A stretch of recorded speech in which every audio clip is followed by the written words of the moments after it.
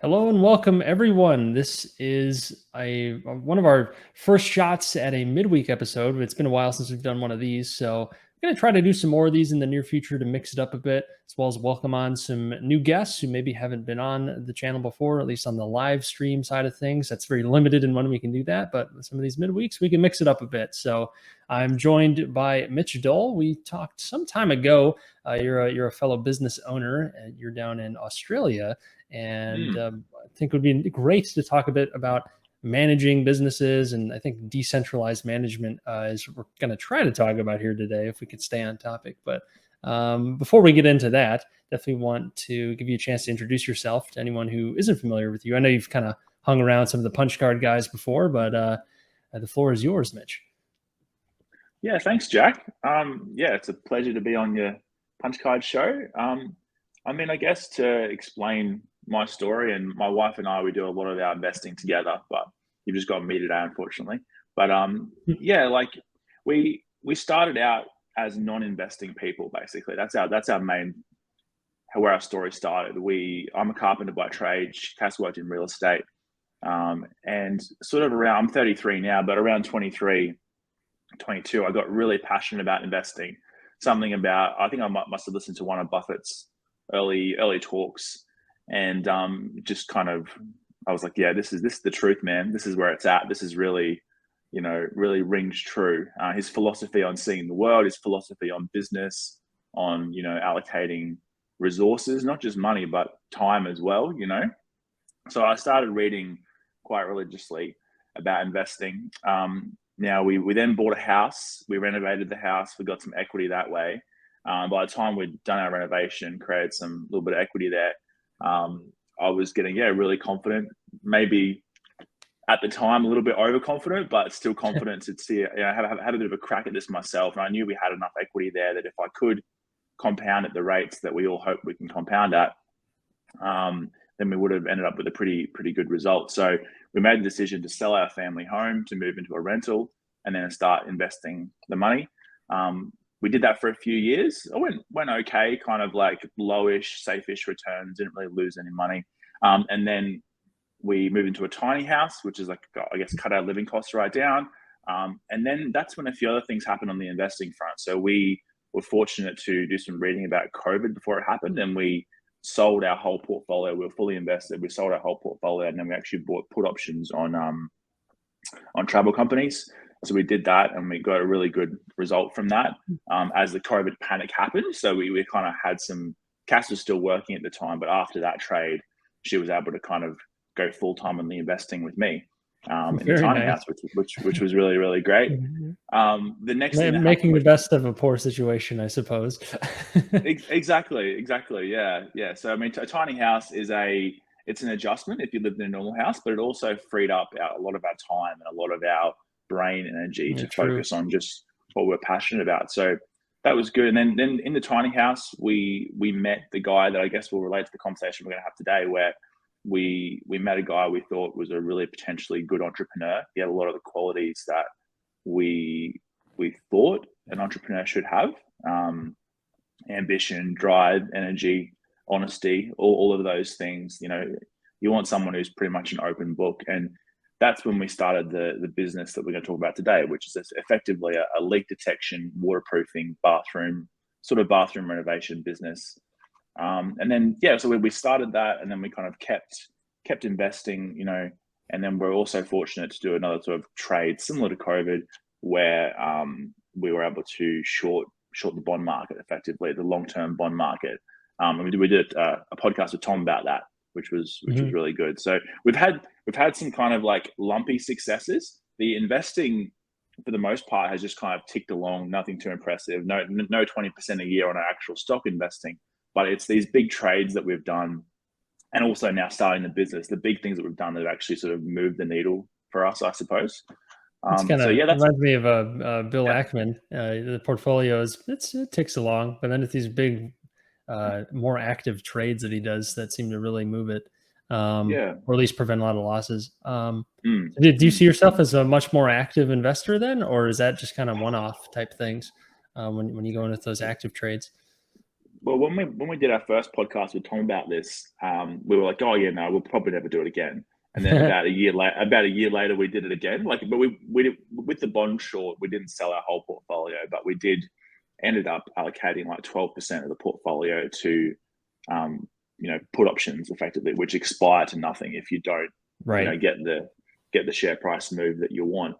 Um, so yeah, I don't think that I think I really, really want to be a buy and hold investor. I really like that. That always made a lot more sense to me as a way to invest. It's just that the times that we're living in, with the interest rates coming off, 5,000 year lows and rising as fast as they are, it's made me a lot more kind of paranoid to buy and hold things, knowing that that could have such a big effect. So Sure. I'm not sure. I'm not sure whether that kind of looms too large in my mind. Maybe it does, maybe it doesn't. But I guess the future will tell whether that's true or not, I suppose. Yeah. Yeah. Yeah. Well, yeah. I think you mentioned you're selling the business right now. Did I hear that right? No, no, no, no. I think we're definitely looking to hold the business Okay. I long term. must have Yeah. misheard. I misheard Yeah, that's then. right. Well, let's talk more about that business then when you started it. Yeah. So you met this person and decided right there, hey, we should figure out a business to do together, or did you already kind of have this in mind? How did it kind of spawn? It was definitely the person first. So at the time, me and Cass were just focusing on investing. We weren't looking to start a business, because Mhm. of my carpentry and waterproofing qualifications, that I have from when I was younger. I had like a website and a business name, Brisbane Bathroom Waterproofing. I had that name, and I was getting the odd phone call through that. But it was more just meeting Tim. And it was actually Cass who met Tim at the gym. He was working in the gym, and he actually was the guy who was like assigned to sell us our gym membership. Yeah, right. And I don't know if like anyone, you're anything like me, but salespeople usually give you the creeps. You usually don't want to keep talking to them like after they've, because they're paid usually based on the results they It's very achieve. unnatural. Yeah, right. It's very unnatural. Yeah, usually. But Tim sold first to Cass and then to me in a very honest way. That was more about understanding our goals and that kind of thing. Right. And we were just really impressed by him. Um, and that's when we thought, hey, maybe the waterproofing business, the actual technical parts of it aren't super complicated. And then we found out that he actually had worked as a waterproofer for over a year. So we were kind of thinking first that he could be the right person. And then we found out that he actually has some skills waterproofing. Sweet. So yeah, it just worked out well. Yeah. Free lottery ticket, if you will, right? Pretty much, Massive, pretty much. massive upside. Um, Yeah. okay, so you decide to get this going. How did you pitch it to him? Because it doesn't sound like he had any management experience before, just kind of a sales guy and maybe looking for a new opportunity. Yeah, we just kind of pitched it like honestly as not really knowing where this was going to go. We still have the vision that one day he will own the majority of the business. I hope. For now, he gets paid 40% of the profit, and we're actually in the final stages now of actually transitioning 40% of business ownership over to him. So that's what we discussed originally, that he would have. We knew he was going to be putting in a lot of effort, a lot of time and work into building the business, and we effectively didn't really have anything. We had some stuff in writing, some sort of vague, I suppose, outline of what we hoped to achieve. Mhm. But we always knew that it would be a part of him owning the business. And what we after discussing it for the last 2 years, we've settled that 60% to Cass and I, 40% ownership to him is the right kind of balance between what he's seeing in the business and then what I see in the business from the numbers side of thing and the overall like strategy. And I think we've gotten to a good balance now with it, where that kind of feels like the right balance. But yeah, ownership, you are going to be a business owner was always a big part of it. And Sure. yeah, we're almost delivering on that now, I suppose. Yeah. Yeah, that's something I'm trying to weigh with. I have a general Yeah. manager for my business, and it's like uh, we haven't explicitly talked about ownership. We've talked about Mm. profit splits. He gets a cut of revenue right now, and as profits grow. Right now, it's all kind of being reinvested. So Yeah. as profits go, I'd like to switch that to, a profit splits were aligned on both the cost side and the sales side. Yeah. But it seems like that's the ultimate way to align people. Sure, you can give them a cut of profits, but if you can give them actual equity, now Mm, they're an owner, so they should act like an owner. You would think, uh, exactly. with Exactly. some safeguards in place. Do you Mm. have any kind of systems in place, or not systems, but call it, rules or expectations, lines that he's not supposed to cross, stuff that's your lane versus his lane. You know what I mean? Or do you give him pretty free reign? Well, everything on the financial front we discuss, and Hmm. I have effectively final say over. It's pretty rare that I'll say no to something, Right. because I think he knows how I think. He knows that anything that we're looking to reinvest in the business has to be looking for a return pretty soon, because there are lots of expenses in business when you're growing them, where they're kind of the things that other businesses have. Might be like flashy elements that perhaps might not be producing any kind of cash flow in the near term, but they're things that kind of fit with the business. Um, so yeah, I guess what we focus on is the financial side of things. He focuses on the day-to-day running of things, but we Sure. just try to keep everything as open as possible. Like we share all financials, so he has zero access, so he can go in at any time and look at profit and loss and look at Hmm. who owes us money, things like that.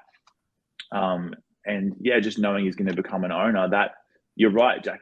If you incentivize someone, I think just based on profit, they're going to want to squeeze out as much profit as soon as possible. But if you incentivize them based on the ownership, that's when the kind of more longer term deferred gratification happens, I think. Yeah. Yeah. Yeah. That's a good point.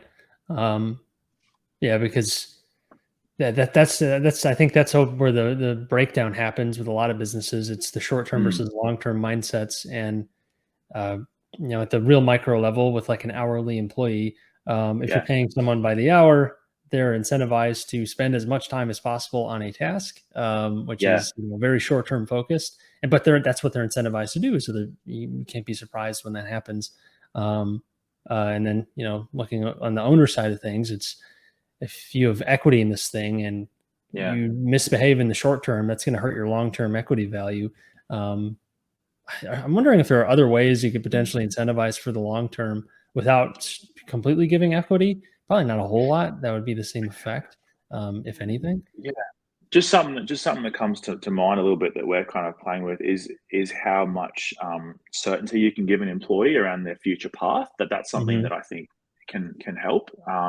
With at the moment, I like to keep things as much as flexible discussions as possible, because we are growing a Yeah. business. I think that anything that my best idea on how to have an incentive structure will probably not make sense in a year's time based on where the business Yeah. could go, or Sure. could be what we could be doing. I think that the boys do understand that, that I just try and keep it transparent as I can. And with they know that if we can all succeed in growing this business, that will just mean higher paying jobs for everyone, and Hmm. probably to a certain extent easier jobs as the boys move up sort of into management levels and looking after other guys. It's sort of, so you're not actually stuck doing your job you're doing now forever. Well, that's the idea anyway. Yeah. So, How big's your team right now?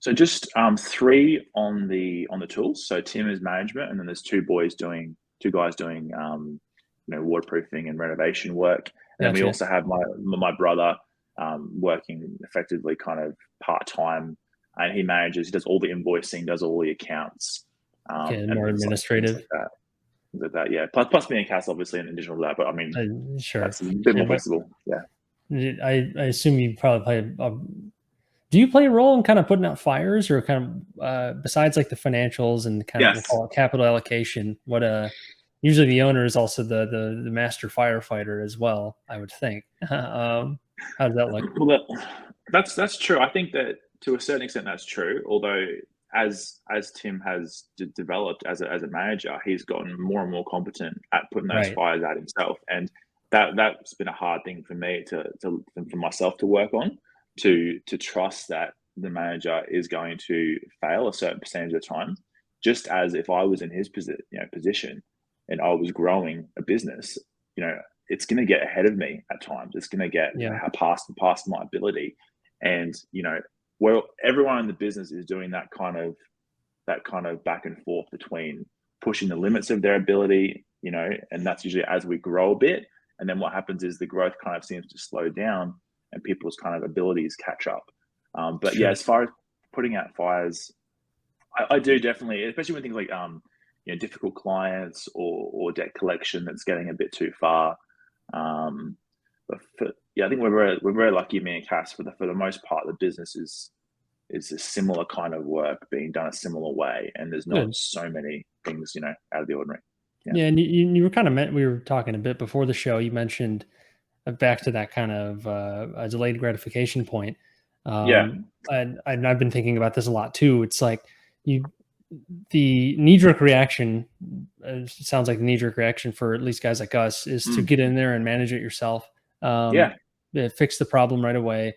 Because chances are you know how to do it and could probably do it pretty well. But then it's like, what are you sacrificing by doing that? Because you only have so much time in a day, only so much energy. Now you're spending it towards this issue that probably could be fixed by training someone how to do it, writing down the process, getting a new piece of software or system to fix it. And then you can actually focus on more strategic things, finding deals or just getting more customers even. And it's like that delayed gratification. I never thought of micromanaging as like a gratification thing, but it kind of is. It's like, no, I don't want to manage today. I should manage tomorrow. So sort of micromanagement. Yeah, it's true. Yeah, sure. And like all deferred gratification, whether you're at the gym or doing something, like it's pain first, and then progress kind of later. Right. And yeah, we're very fortunate that there really hasn't been too much pain, but there's always little issues and things that you think. And my experience now has been at times when I have got involved is I think I probably might have made it worse. And that's because when you're at the coalface and you're talking to the clients and you're actually across issues like that, often you have got a better perspective on things. And I think that as we get further and further along with the business, I'm learning to trust more and more, which is good. Well, obviously, when you trust someone else to do something, there's a risk that they do something very wrong that maybe you don't catch for a while. So, what kind of maybe you got metrics or just things that you look at to kind of keep your finger on the pulse to make sure that things are going smoothly and that you don't run into maybe some of those bigger issues that will compound themselves if left unchecked? I mean, just basic stuff like making sure like we pay the guys full time. So just making sure they're doing enough hours, basically. So that's a metric that we watch. Hours paid versus hours worked, effectively. Because the kind of work that we do, most jobs we do are about 3 hours to 4 hours long. So it can be quite an awkward space to fill if a job gets cancelled. So that's true. where we've seen that recently. Like we went from only having about 70%. What we call labor utilization effectively to kind of over 95% for the last 2 weeks, which was really good. We did some Google ads and stuff like that to try and get the level of workflow to a level where it's actually almost inundating, which is kind of the right level to be. Of workflow. You don't want to have like not enough calls. You want to have too many calls. But just a little bit too many. Just a little bit too many. Just a little bit too many. Right. Exactly. So that's kind of being good. And then as far as that, just getting a really good understanding of the financials. And I mean, I looked at company financials for like 3 or 4 years for ages, before I actually started the business. But the business financials are different. You got to really get into each expense line and sort of see, is there any wastage in here? Are we even keeping an eye on our stock? Is our stock increasing faster than the work? How much stock we're holding? Just lots of little signs, and obviously just monitoring the email. So if anyone's annoyed, they're probably going to send an email, and that very, very rarely happens. But yeah, you do kind of get notified of things that way, and that combined with just regular, quite casual chats with Tim. So we don't have any formal meetings. We don't have anything set that he has to, because we know that the business will get busier and slower, and he has to manage that. And I don't want to add anything from me and Cass's point of view. I don't want to sort of say you also have to make sure you give us all this information once a week. But yeah, regular chats with Tim, discussing issues, keeping it casual, keeping it, How how yeah. regular would you say, like weekly or multiple times a week? It'd be rare that we didn't talk at least once a week.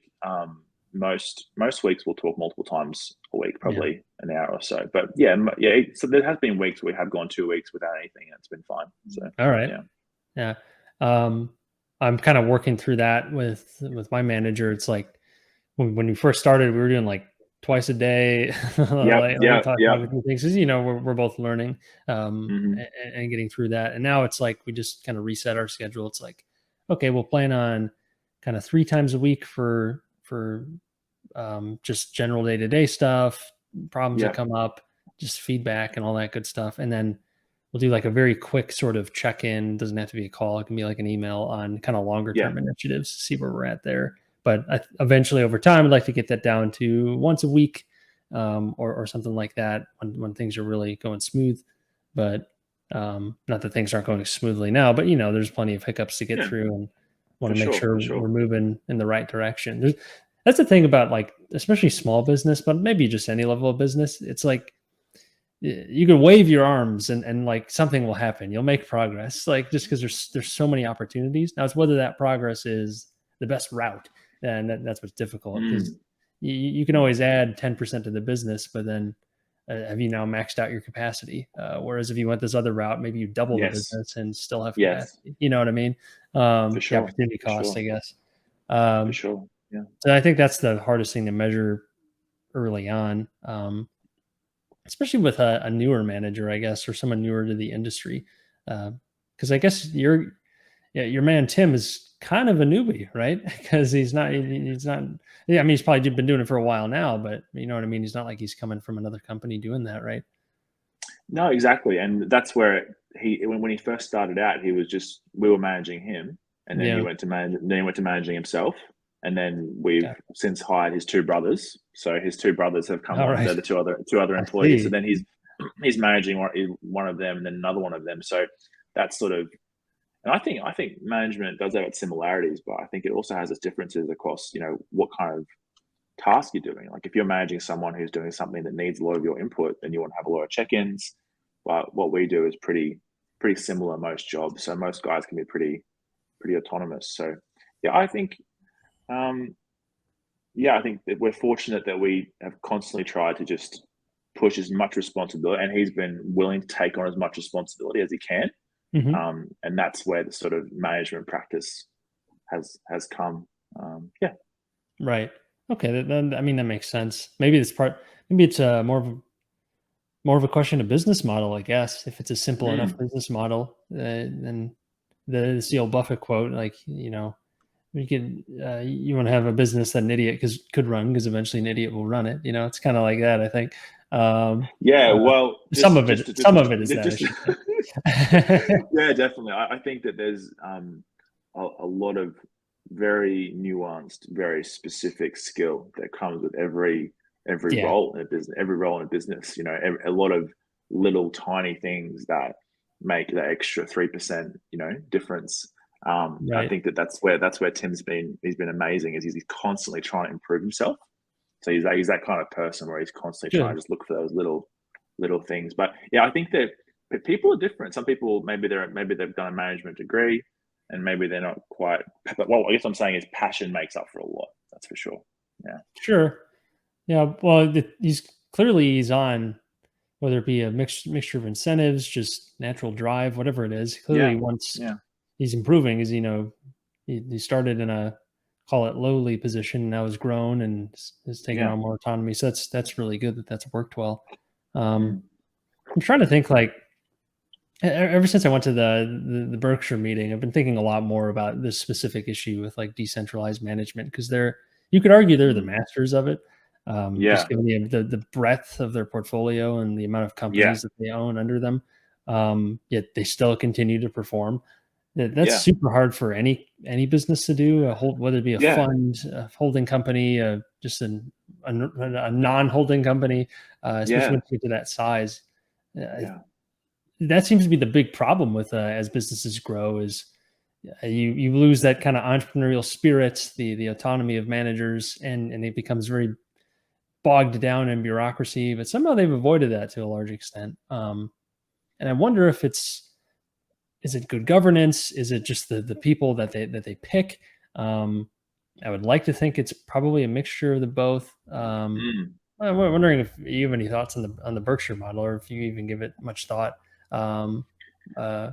for Berkshire specifically, or really any company you kind of Yeah. look to for inspiration.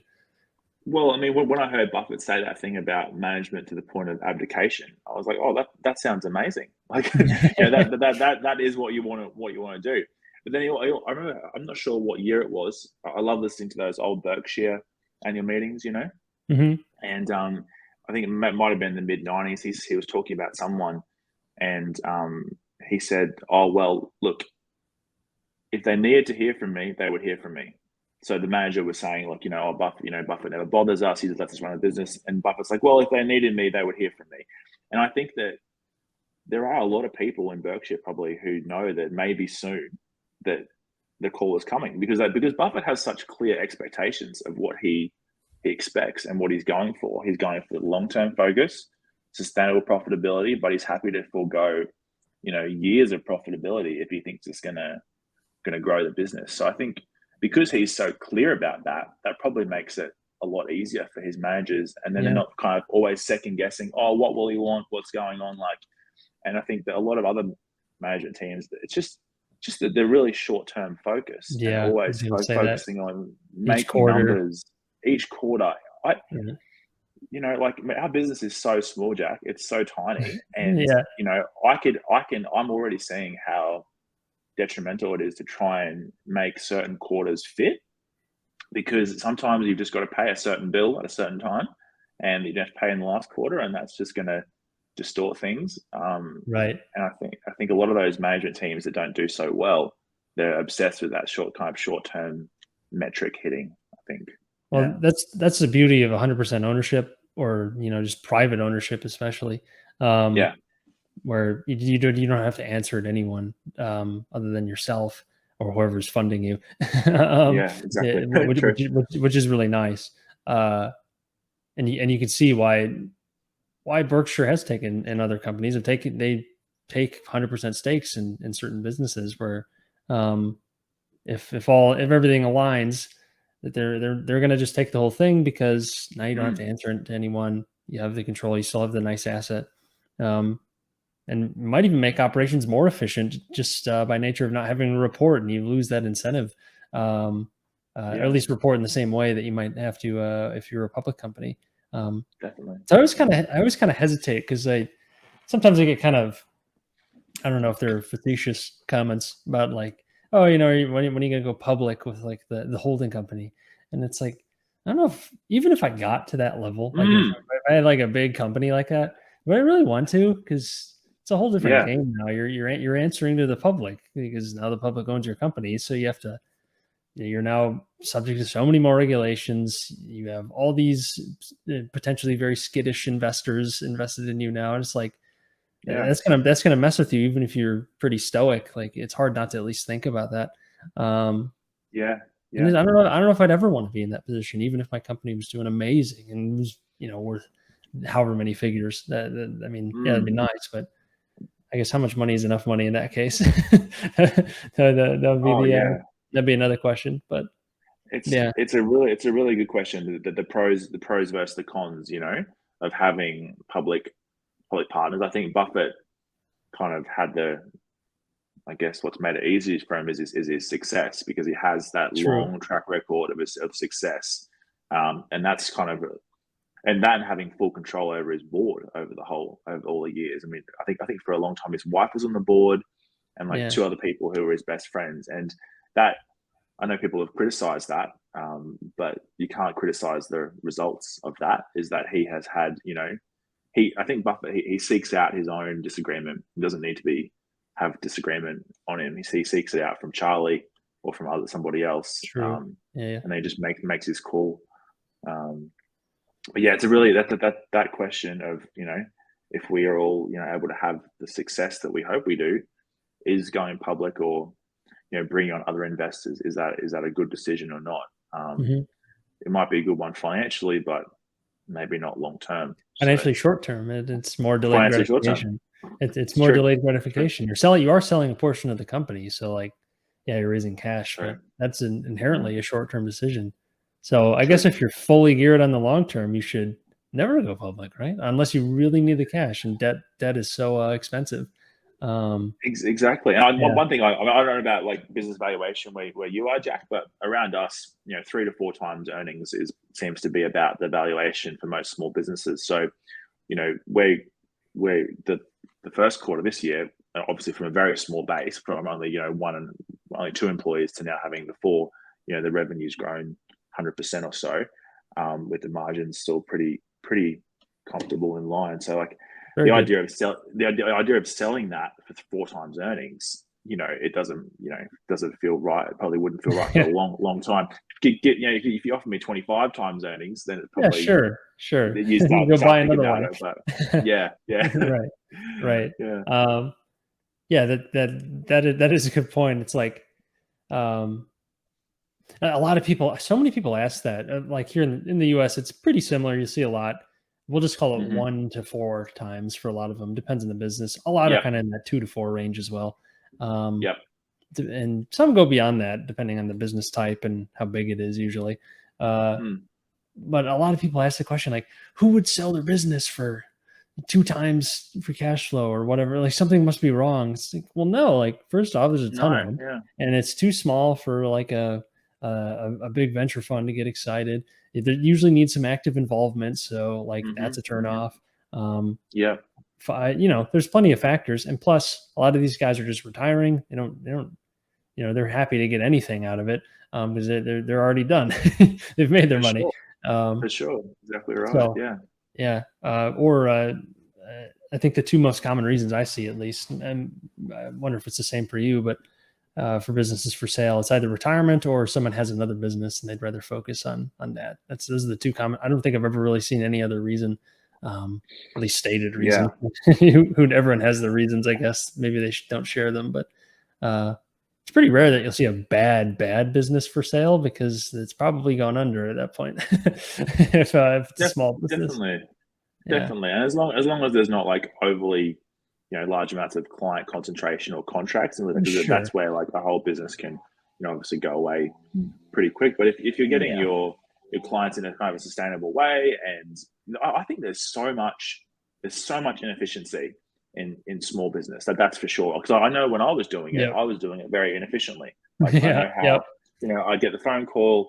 I'd be doing some carpentry or something. I get the phone call, and I'd try and remember to call them back, and you're calling them back right. later. And by separating the work role from the management role, it just takes away that delay, because That's often step Tim can one get right back to people there. straight away, and then the boys can focus on doing the work well. Whereas often, your competitors have got one often exceptional person, because I know that a lot of people I worked for in the past, I probably couldn't do what they do, but it's because we've separated each role out to be focused on one person. That's kind of when you get the efficiency and people start feeling comfortable, You're in sounding like their Henry roles. Ford all of a sudden. The division of labor and everything. Well, that's Cass's influence on me, because Cass has always been a much more efficient thinker, and I've been much more of a creative thinker and like a Mhm.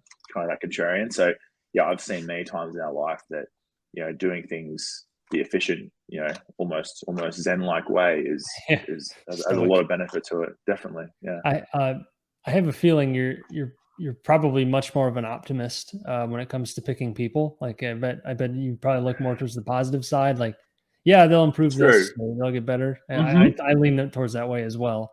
Yeah. How do you counteract that? Because it can be great in some cases, but I know it can be bad in others.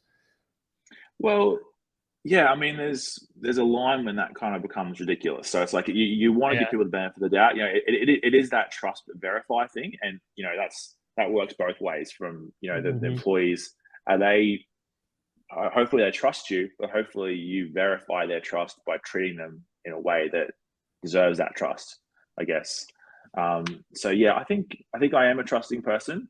Um, that's something that Buffett's talked about. I remember him saying that yeah, he probably has been a bit too trusting in the past. I'm sure in my life that there will be times when I will wish that I hadn't been so trusting, but it's just a nice way to approach the world. And Yeah. I can be very skeptical too, and be very hard to prove something to.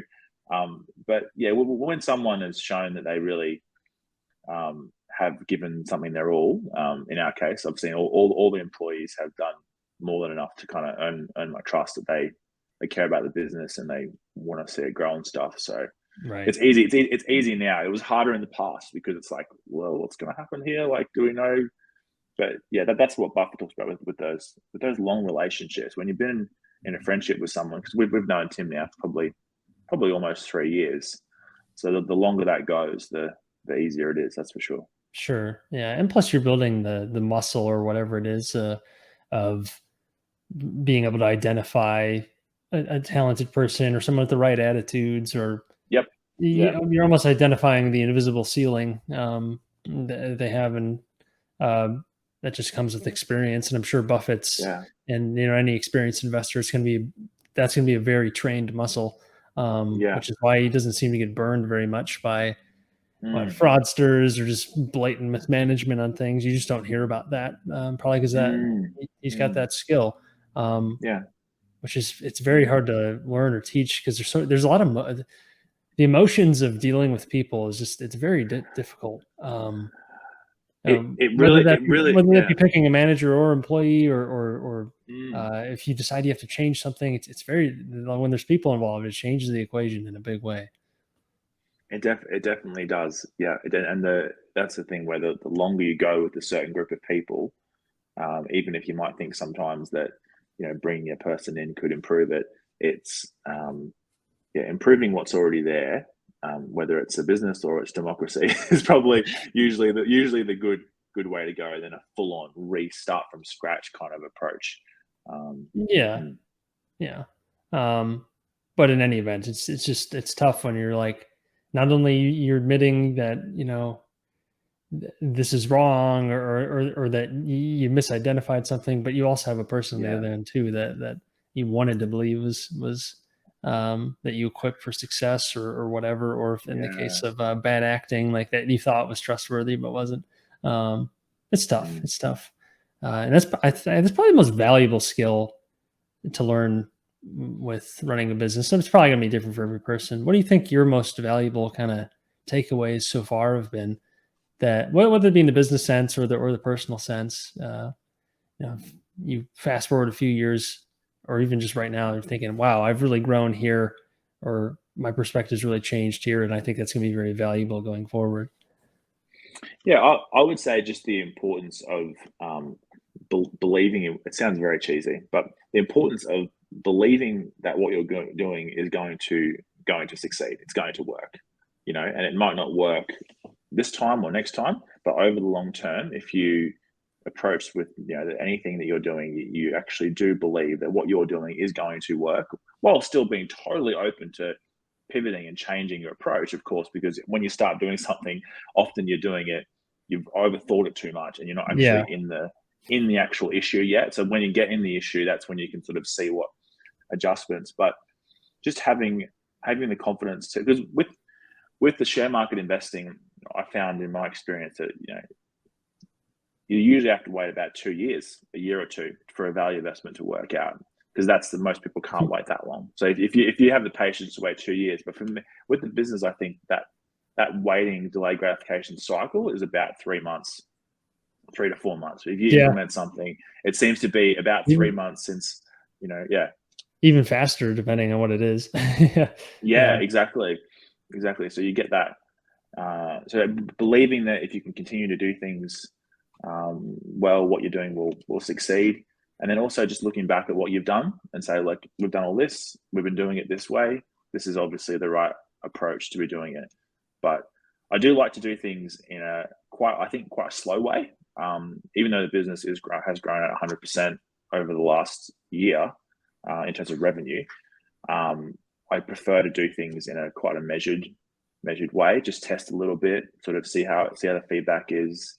Um, we've tried things like Facebook marketing, we've tried Google Ads, we've tried email marketing. You just kind of do things in a little hmm small way first, and then you get your information and kind of feedback. But I think the biggest thing is just that a lot of people, when they start doing something, they kind of believe it's going to work at the start, but then they get halfway through, they get a few bit of opposition, and they kind of lose faith in what they're doing, and it's so easy to do because Yep. I don't know, for some reason, I don't know whether There's it's so many what it is opportunities. necessarily. There's so many opportunities. That's why. Definitely. Like, Yeah, definitely. yeah, definitely. that's always the hardest thing. It's like because you hear about something, there's so many opportunities out there. The hardest part is just picking one and then sticking with it for at least a little while. And then you have to stick. Exactly. And then if you can stick with it for a long while, then chances are you'll actually see some real success. But yeah, that's where a lot of people get caught up. And sometimes it might not even be for like a competence reason. They just might have had too much debt, or some emergency came up and that takes them off of that. So it's not always that like it's not like they didn't want to try, but maybe something else just happened. They just weren't in a good financial position for it as well. So there's a lot of factors that would go into that. But yeah, I totally hear you there. And I was going to say, you kind of mentioned that the key lesson is optimism. So yeah, you're definitely an optimistic guy, I would think. but I think so. I was just going to say the market long term favors optimists. Like if you're so pessimistic that you don't get started, or you just keep taking, go to the next thing because this thing's bad for whatever reason, because it had a hiccup somewhere, and like you're probably gonna get punished, compared to the optimist who says, okay, let's find a way to work through this and get to the next level. Like there's a reason it works, within reason, with measured skepticism, like you said. So yeah, it makes a lot of sense. But you were going to say? I was just going to say, Jack, that it doesn't mean that I don't get negative sometimes, because I do. Oh, sure, yeah. And that's important. I don't think you were, but I think the way I'd said that made it kind of seem like, oh yeah, no, I just believe that everything will work out. No, like, it's constant work to actually find the reasons why, because entrepreneurial stuff and investing is brutal. It's brutal in terms of when you do something that you did and you were kind of like 99% right, but you missed the 1%, you didn't get the result. I'm sure you've had that happen in investing, where you kind of like you were looking at two stocks and they were very close, and you picked one over the other, and the other one kind of works out. So investing is one of these things where it's brutal. It's brutal in terms of the feedback that you get, and business is similar to that for sure.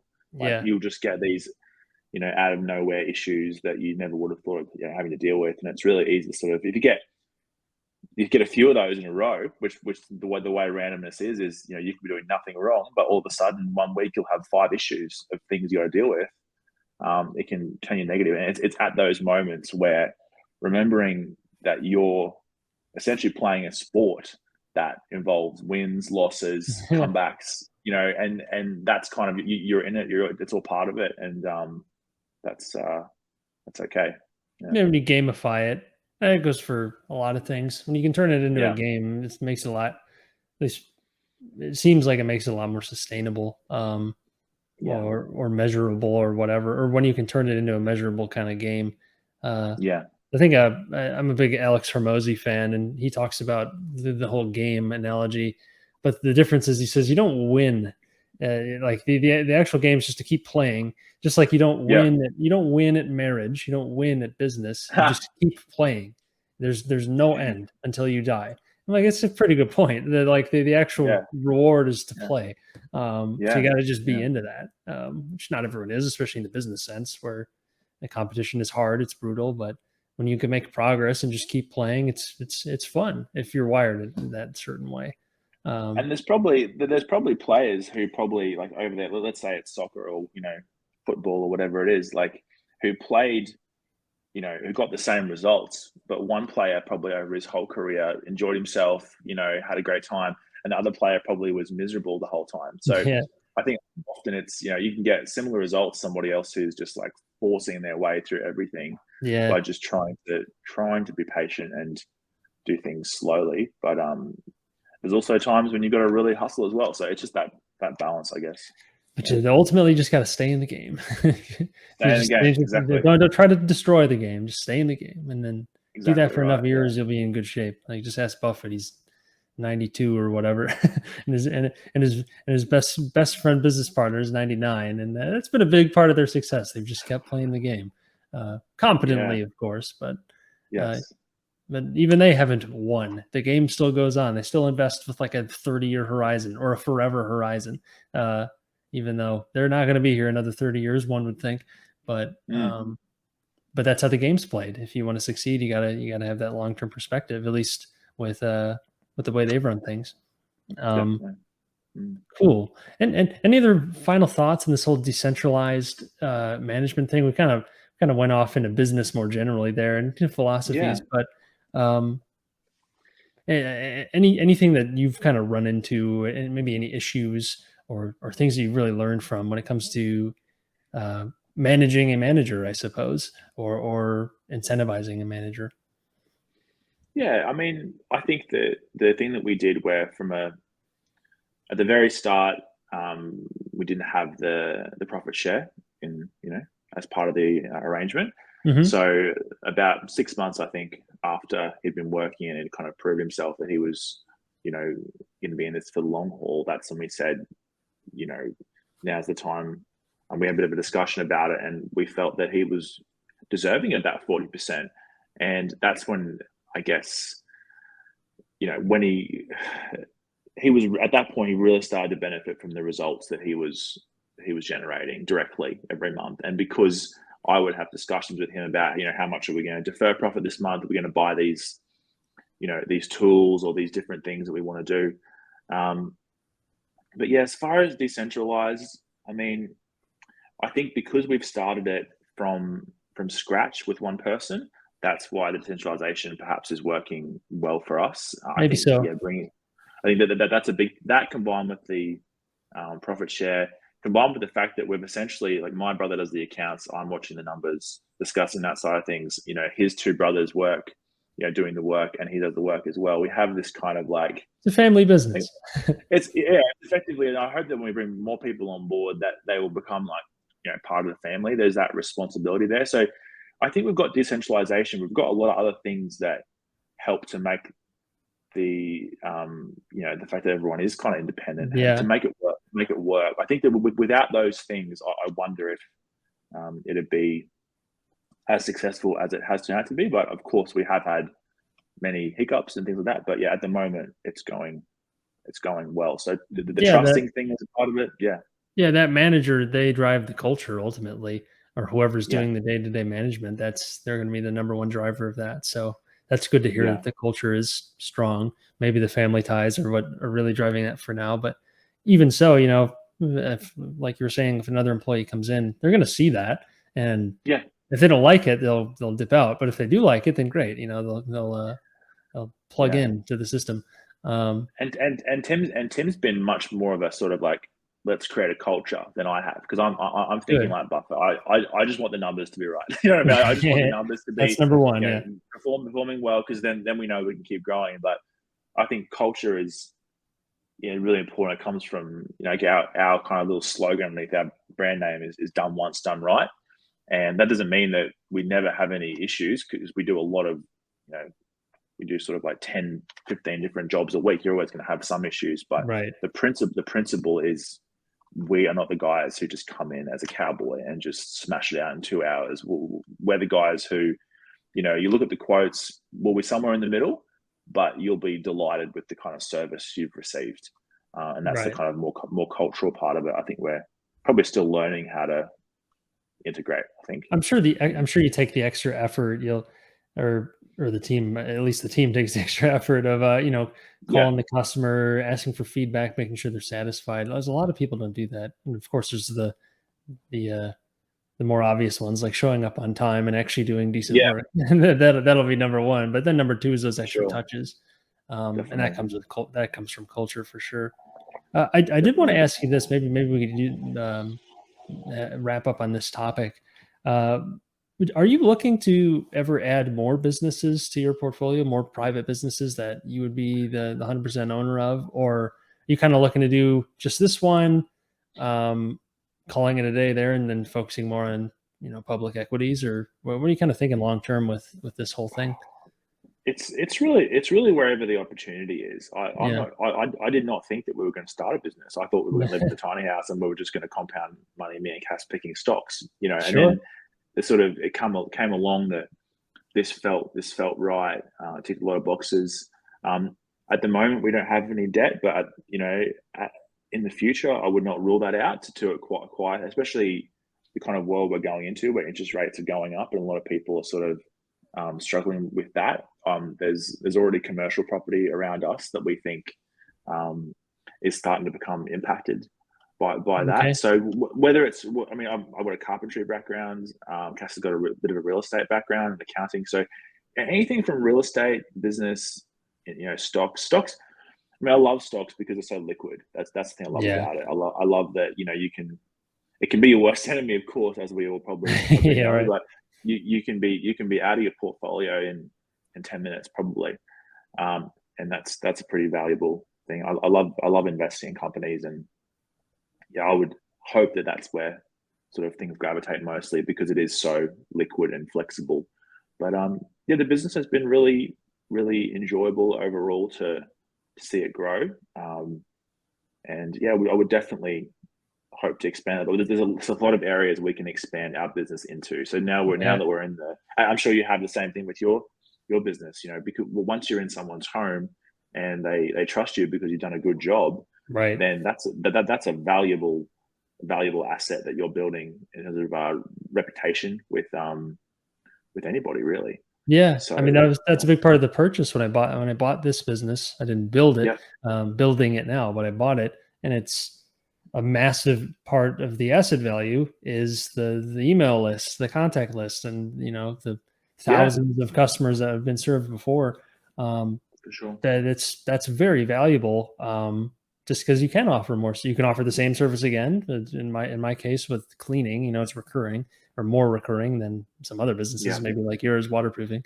But yeah. if uh, one thing we're looking to add is power washing in the near future. So if we're already at Hmm. someone's home and we're getting it cleaned up for the holiday season or something, and a lot of people at the same time will get their driveway sprayed or their walkway up to their door. We could add that Yep. on. That adds 50 to 100 to $200 a ticket. That'll be real nice to have. And then they're that much happier. They have to call less people. It's all good Yeah. stuff. But kind of what we were saying earlier, it's hard not to just don't want to get carried away because you want Yeah. to stay in your lane a bit and make sure you're doing a good job. And it's very easy to spread thin with all these different opportunities out there. So I guess Definitely. Definitely. maybe the final I words was go. watching. Yeah, go ahead. Yeah, it just made me think what something that I heard Elon Musk say. He was being interviewed about Twitter, and yeah, he said that um, what he goes for on Twitter is unregretted time. He wants people to have unregretted time on Twitter. Now, Okay. I'd never heard that. I never heard that before. Unregretted time. And I thought, wow, isn't that a great way of putting yourself forward as a business? You want to provide services for people they don't regret they've paid you for. Because if they regret it later, even if you've got the profit, you're feeling great, you're paying yourself, Good you're point. buying a jet ski. Ultimately, that goodwill is not accruing if they think, oh, those guys, they really screwed us on that, that bathroom renovation or that Yeah. waterproofing quote, and we as a business, we do charge a bit more than the cheapest guys, but that's because we use the best products and we have the nicest people. And it's I think it's sort of not too bad in that way. So I think we're all going for unregretted purchasing, I, I think. I like that a lot. That's it. That's well said. It's a good perspective. And I would like to think that we didn't provide a lot of regrettable time here on the show, and that this was a very unregrettable time with you, Mitch. Please, please, please comment down below if you feel this time was regrettable. Yeah, or don't just say it was unregrettable and make us feel good about ourselves. Um, Please. but I appreciate you coming on, Mitch. But we'll have to have you on again sometime in the future. And I know we're planning on doing something over on my channel for a shameless plug sometime soon, talking about business and all that good stuff. But if where can people find more about you? I know you're on the socials. If you want to make your quick plug. Yeah. So we, Twitter, Mitch_Dol, my wife, Cass_Dol. We had a podcast called Buffeting, which we were doing, which kind of goes through like that period of where we did the COVID trade, talking about that, talking about the bond market, inflation, all that kind of thing. But we stopped doing it as the business kind of needed us more. We kind of like got a bit lazy with it. But we are actually going to start a new podcast called Money for Nothing, and it's gonna be talking about interest rates and sort of where we're at in the history of time and sort of what you meant. Yeah, exactly. I mean, we thought Money for Nothing. It's going to be a whole new thing. So I'm not sure when that's going to be. Probably a few months or so. Still, we're sort of getting through like what we're going to talk about and how we're going to do it. But yeah, just follow us on Twitter and yeah, sounds good. I appreciate it, Mitch. And everyone, be sure to like, comment, subscribe, all that great stuff. And until next time.